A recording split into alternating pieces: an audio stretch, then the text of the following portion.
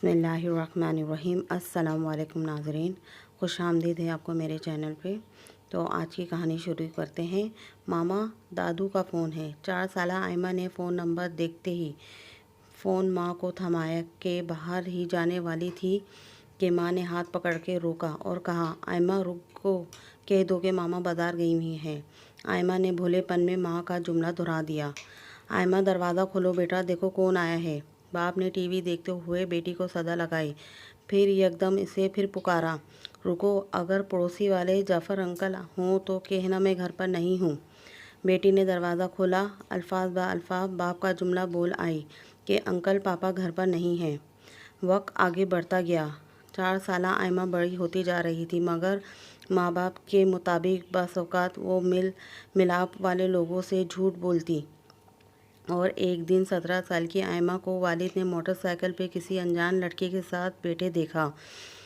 सड़क पे तमाशा ना बनने के बजाय घर जाते ही बेटी को फ़ोन करके कि तुम जहाँ भी हो फ़ौरन घर पहुँचो। बेटी के घर पहुँचते ही एक ज़ोरदार तमाचा मुंह पे रसीद किया और वो वालदा किचन से दौड़ती हुई आईं। घबरा कर बोली, क्या कर रहे हैं? जवान बेटी है, यूँ भी कोई हाथ उठाता है? वो इंतहाई गुस्से में।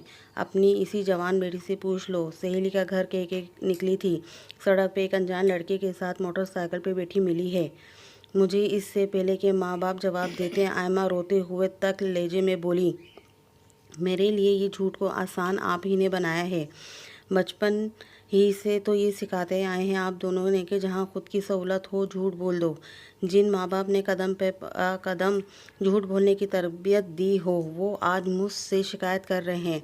ताज्जुब की बात है, क्या कभी आप दोनों ने मुझे ये सिखाया कि झूठ बोलना गुनाह है? किसी भी हाल में सूरत हाल हो हमेशा सच बोलना चाहिए। जब तरबियत झूठ बोलने की दी हो तो झूठ सुनने का हौसला भी रखें। यह कहकर वो रोते हुए कमरे की तरफ चली गई और वालिदैन का ये आलम था कि अब वो खुद से नज़रें मिलाने में हिचकिचा रहे थे।